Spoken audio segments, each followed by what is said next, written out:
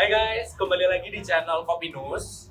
Nah, kalau kemarin nih, Kopinus sudah jalan-jalan di Kota Blitar, tepatnya di Kampung Coklat. Yes. Nah, kali ini Kopinus sedang jalan-jalan di Kota Yogyakarta. Kota atau pulau? Kota dong, kalau Kota pulau ya? Pulau Jawa. Nah, pasti semua orang tahu dong kalau kota Yogyakarta tuh kota pelajar. Namun mungkin ada beberapa teman yang belum tahu ternyata kota Jogja itu juga sebuah kota yang menjadi peleburan bagi kaum-kaum marginal. Jadi banyak banget kaum-kaum marginal, kaum-kaum disabilitas, pokoknya yang bukan mayoritas tuh berkumpul menjadi satu di kota Yogyakarta. Yap, betul. Dan kalau memang kemarin di Blitar kita udah review Kampung Coklat. Sekarang kita ngapain? Kalau sekarang mungkin karena bingung ya, mau Bingung. nge-review apa. Jadi mending ngobrol-ngobrol tentang kehidupan kaum-kaum marginal di kota Yogyakarta. Ya. Di kota ini. Ya. Oke. Memang kenapa orang-orang di sana atau penonton Kopinus harus tahu kehidupan marginal di kota Yogyakarta? Biar tahu gambarannya sih Kak, lebih tepatnya ya, biar kayak lebih paham tentang bagaimana sih situasi di Yogyakarta buat kaum marginal gitu. Terus tanggapan dari masyarakat awam gimana sih menanggapi atau menyikapi kaum-kaum marginal gitu. Ya. Oke guys, biar kalian juga nangkap maksudnya. Ini yang di sini nih kelompok marginal. Iya nggak sih?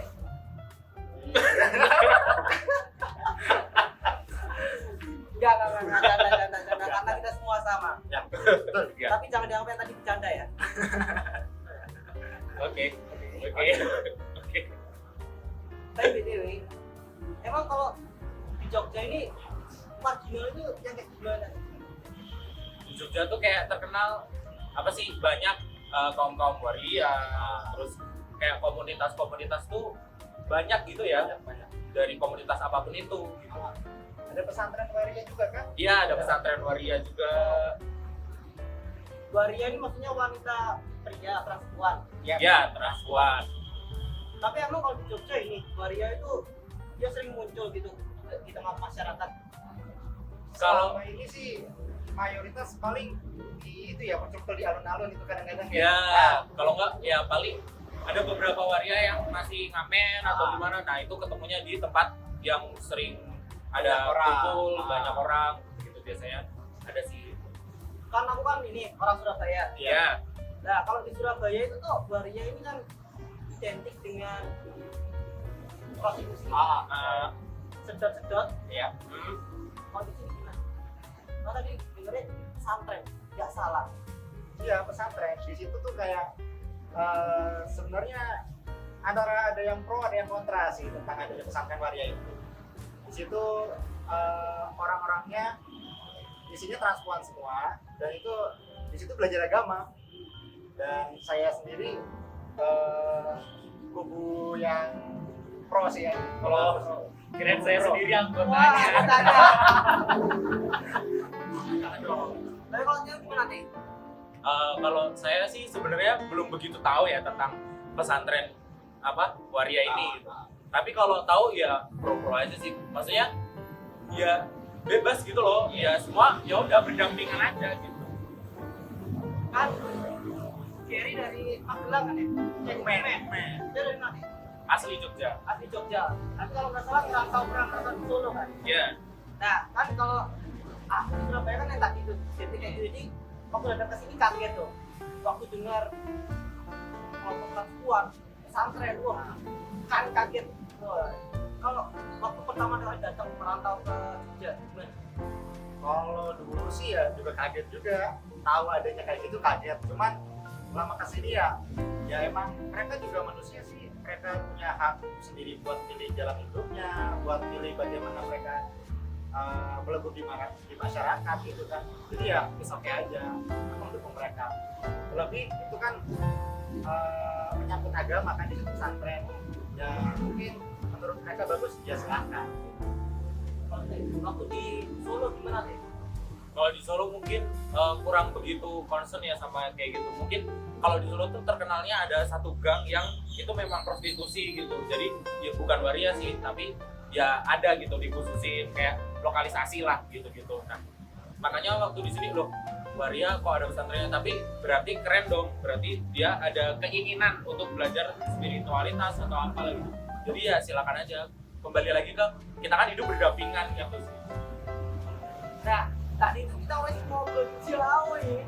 Cilao, tapi kita lupa kenalan. Oh iya. Oke. Oke.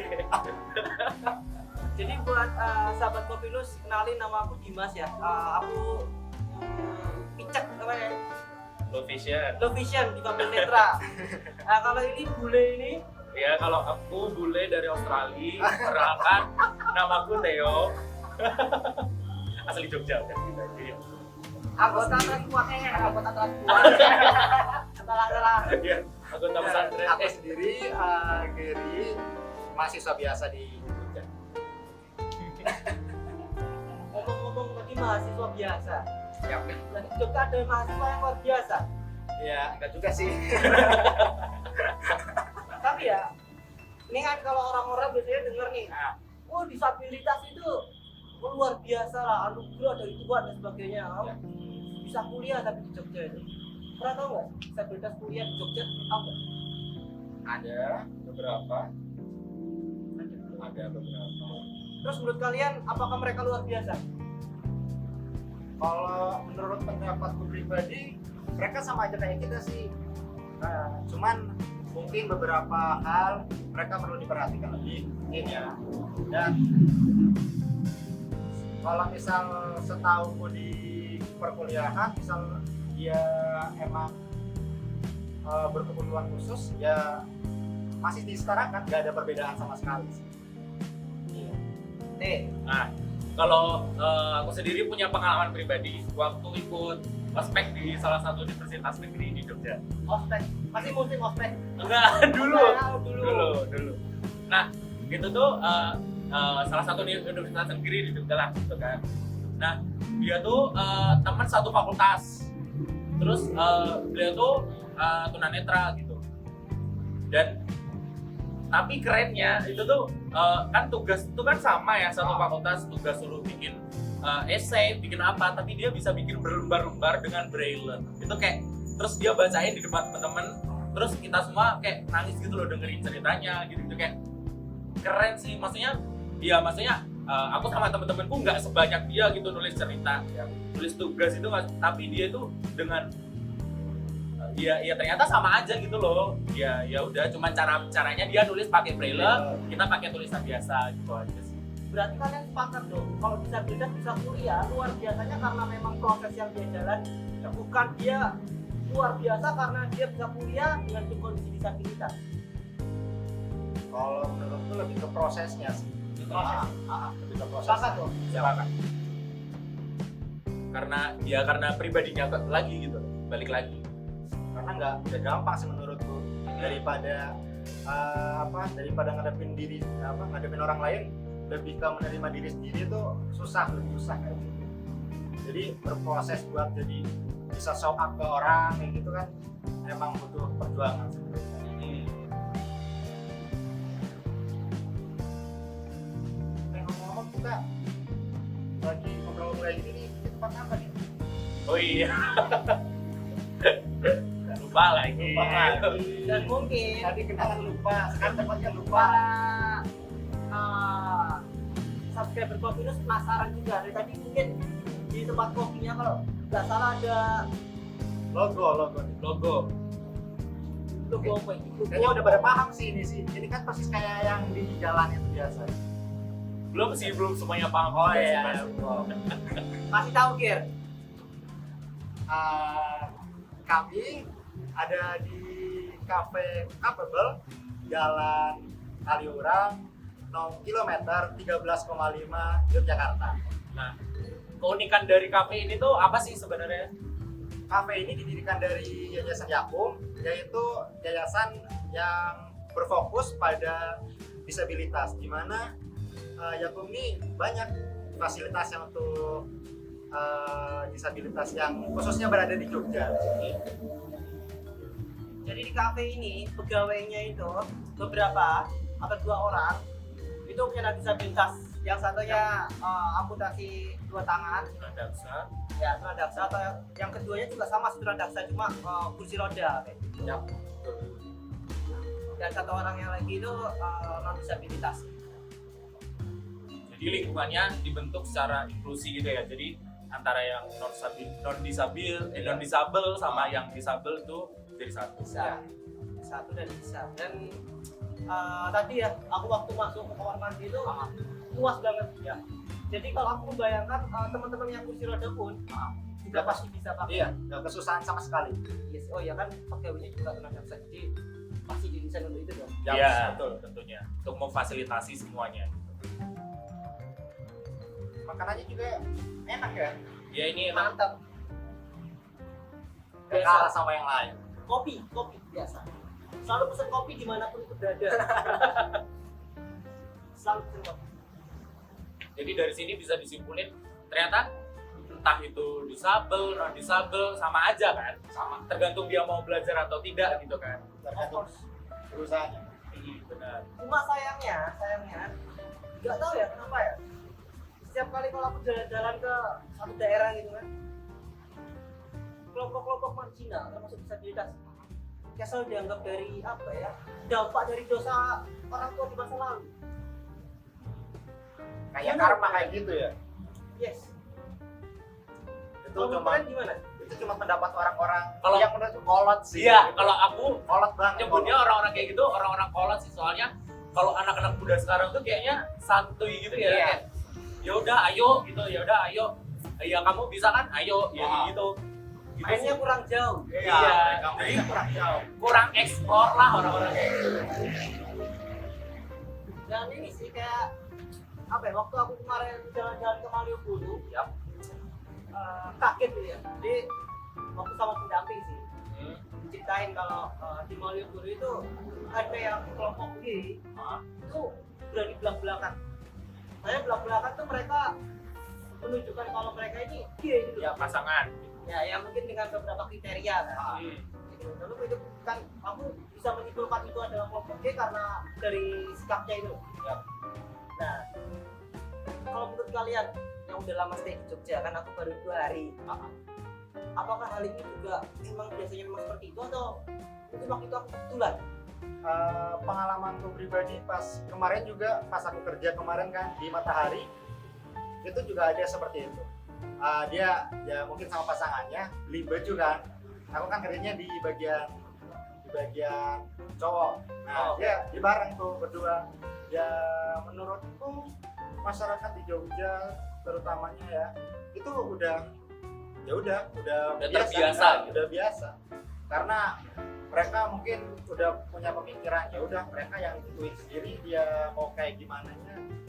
Ya mungkin kalau saya pribadi ya yang emang orang Jogja gitu, ya mungkin Jogja itu belum seterbuka Bali gitu kalau untuk yang LGBT atau apalah itu. Jadi tapi di Jogja tuh ada satu kafe yang memang dari pegawainya, dari acaranya itu emang didesain khusus buat kaum LGBT gitu. Oh, Jadi konsepnya tuh dulu sebelum pandemi ya ini kayak kabaret gitu-gitu, kayak pertunjukan gitu-gitu. Terkenal kok, pasti mungkin ada salah satu dari teman-teman sobat komunitas yang tahu sih kalau aku nyebut kabaret gitu, pasti tahu. dan mungkin kalau yang tahu boleh komen di bawah. Nah, atau pernah mengunjungi gitu. Kalau Boleh, saya Pak. sendiri mungkin cuman mengunjungi di restorannya, kalau yang pertunjukannya belum. Restoran apa ya? Cuci piring.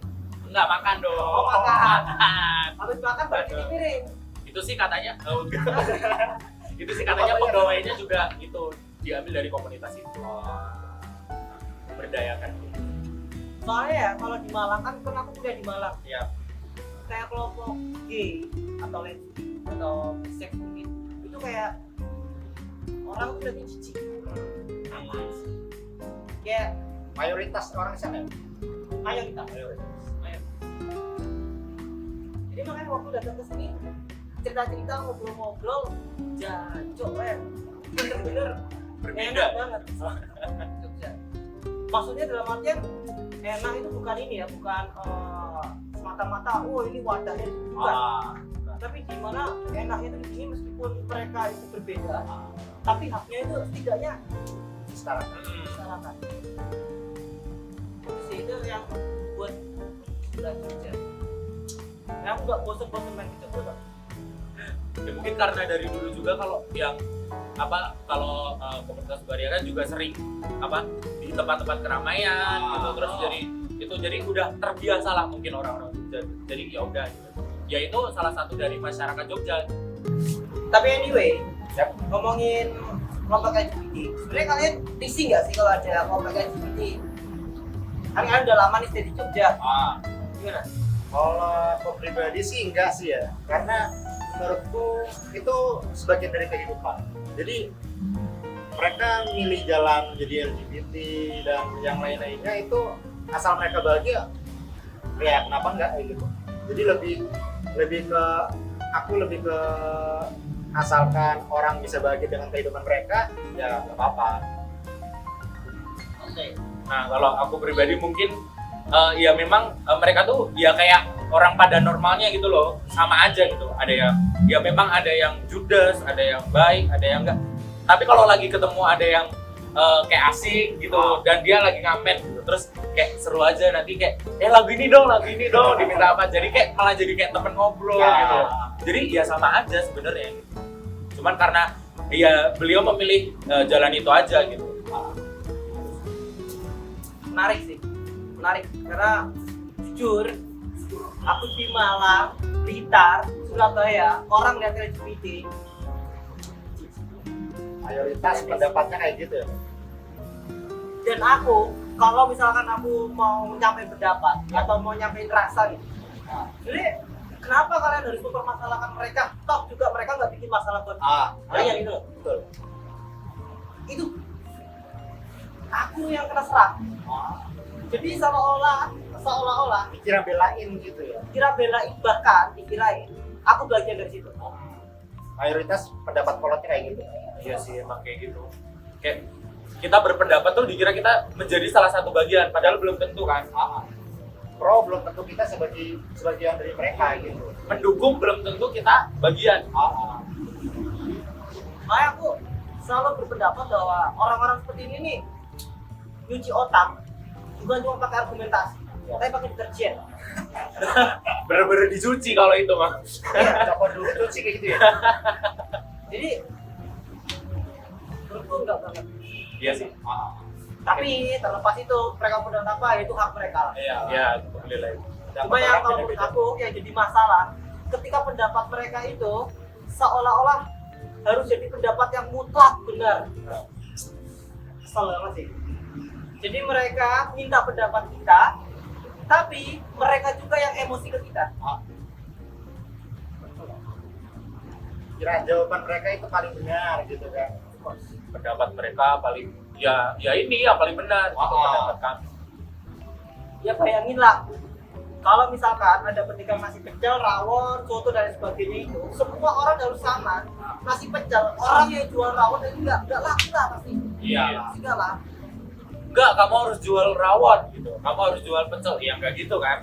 Semua kan preferensi lagi kan. Ya.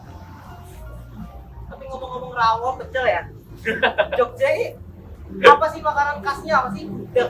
Udah pasti, gudeg. Tapi aku sendiri belum pernah makan di Jogja. Lo harus makan sih gudeg. Salah satu gudeg ada yang enak sih. Pit gitu.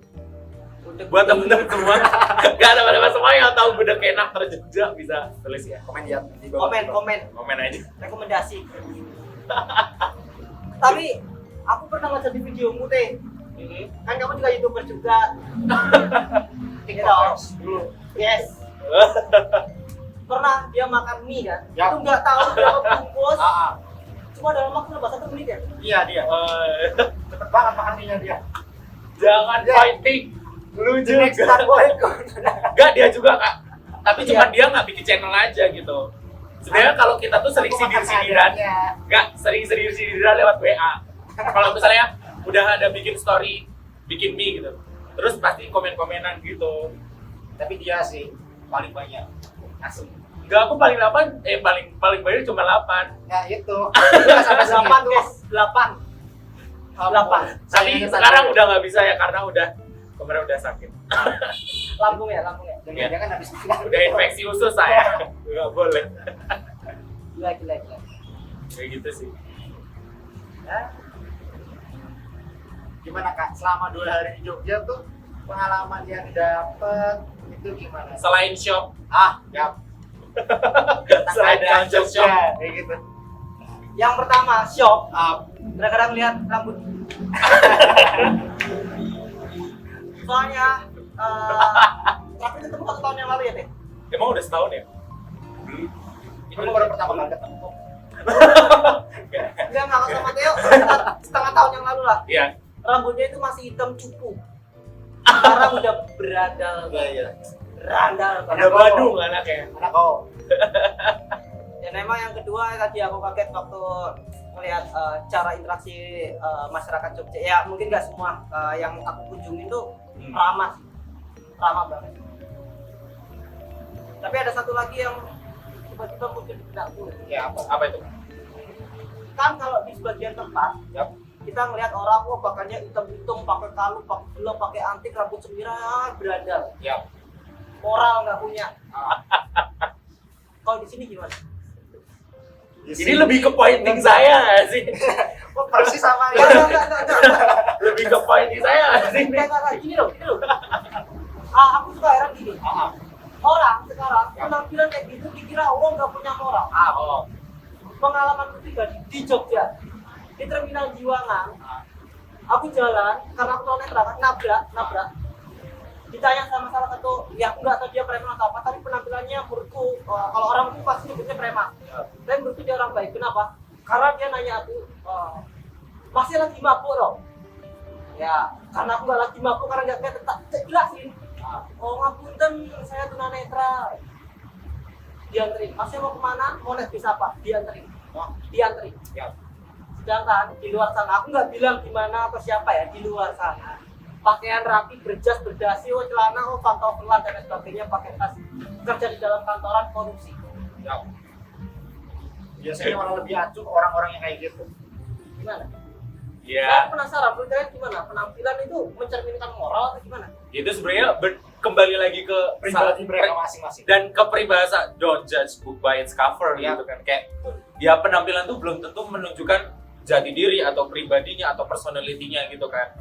Belum tentu orang yang sering pakai kokot, pakai sarung, pakai rajin sholat, mungkin dia memang rajin sholat ya gitu. Tapi siapa tahu orang yang tampilan berandalan dia punya sholat malamnya, dia punya apanya gitu yang enggak kelihatan sama orang lain. Jadi penampilan tuh belum. Jadi kalau zaman sekarang penampilan bukan tolak ukur lagi gitu loh. Yes. Itu udah kolot banget. Soalnya emang waktu aku pernah tinggal di Bandung. Aku kenal namanya Kang Ari, panggilannya Kang Ari. Dia tadi bilang preman di daerah Dagu.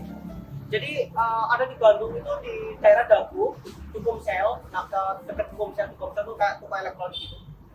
Itu kan banyak teman-teman tunanetra ngamen. Nah waktu itu aku juga bagian yang suka ngamen di sini tuh. Nah singkat kata nih, aku nanya, kan dia telinganya tuh lebar banget gitu. Oh, gara-gara ini. Di piercing atau apa itu? Oh iya. Nah itu ini aku tanya kan, Mas kenapa kok rambutnya itu telinganya tuh dilebarin? Jawabannya menarik sebenarnya.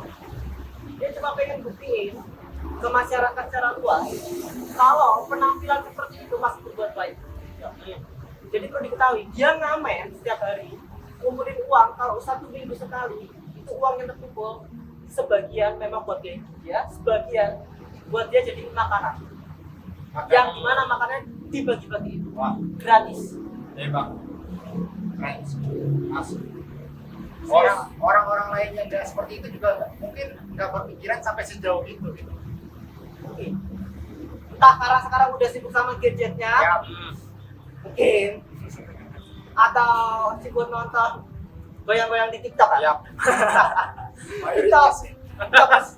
Sama itu sebenarnya juga balik lagi kan, sebenarnya kaya harta tuh belum tentu kaya hati, terus miskin harta juga belum tentu miskin hati gitu. Ya. Nah ini contohnya miskin harta, ya mungkin ternyata kaya hati gitu, bisa malah berbagi gitu, malah peduli gitu sama lingkungannya.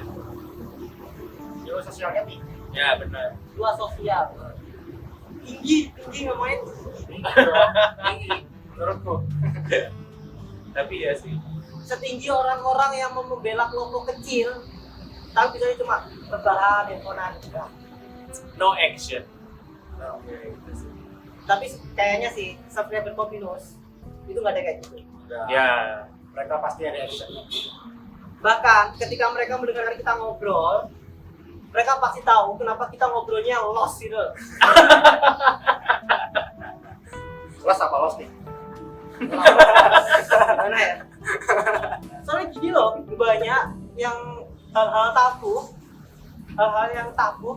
tapi itu malah berbahaya gitu loh. Dulu orang ngomongin seks, jangan ngomongin seks, belum waktunya. Akhirnya ngambil duluan, bingung. Nah, Iya. sex education itu Penting banget. penting banget, apalagi kalau pas masih anak-anak remaja gitu kan. Biar besok kalau udah dewasa, tahulah batasan-batasannya. Dan sebenarnya kalau anak kecil tuh, kalau yang dulu ya, dikasih tahu misalnya kalau kelamin pria dikasih nama lain, kelamin wanita dikasih nama, itu sebenarnya nggak boleh. Untuk zaman sekarang sebenarnya nggak boleh, karena pernah ada kasus di Amerika sana gitu. Nah, jadi si anak cewek ini, nah alat kelamin atau vaginanya itu dikasih nama Cookie gitu.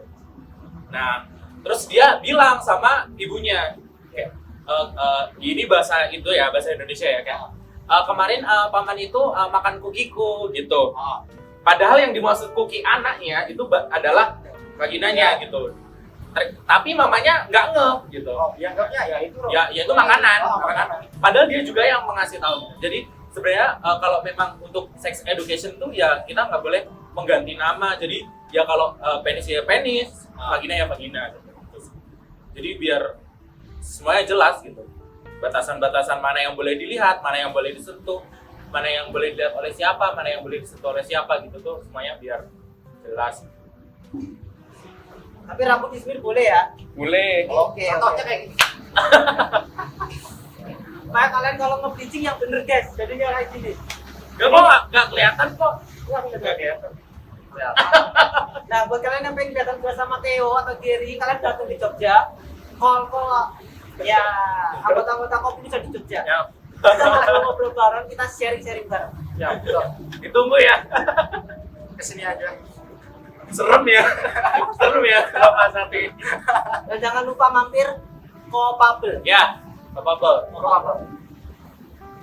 Kopabel. Mantap. Sleman. Kali murah ya. Sleman tuh Kaliurang. Iya. Kilometer Tapi masuk Sleman. Masuk Sleman ya. Bener. Oh, ya, maaf. 13,5 ya? 13,5. Kilometer 13,5 guys. Dan itu aja sih mungkin ngobrol-ngobrol kita malam ini ya. Ya. Karena ini juga hari udah semakin malam. Udah rindu teleponan sama Seseorang. Doi. ya, Doi. nah. Gitu. Jadi buat kalian subscriber Kopinus, jangan lupa ya sekali lagi like, subscribe, karena kalau kalian like dan subscribe itu kalian nggak bakalan ketinggalan ya, obrolan-obrolan menarik kayak gini nih. Meskipun orang-orangnya nggak menarik. Iya. Nah, cuma kedepannya Kopinus bakalan banyak ngebahas review-review tempat-tempat yang mungkin bisa dibilang ramah atau enggak bagi disabilitas. Mungkin juga obrolan-obrolan nggak jauh-jauh terkait disabilitas maupun inklusivitas, ya gitu ya. Nah, kalau penasaran, nantikan video yang akan datang. Penutupnya apa nih? Penutupnya kita apa? Kita jargon aja ya. Jargon nih. Jargon. Mobil itu bergerak semua. Apa? Mobil itu bergerak semua. Oh iya. Theo, titik. Kopinus bergerak sepenuh hati.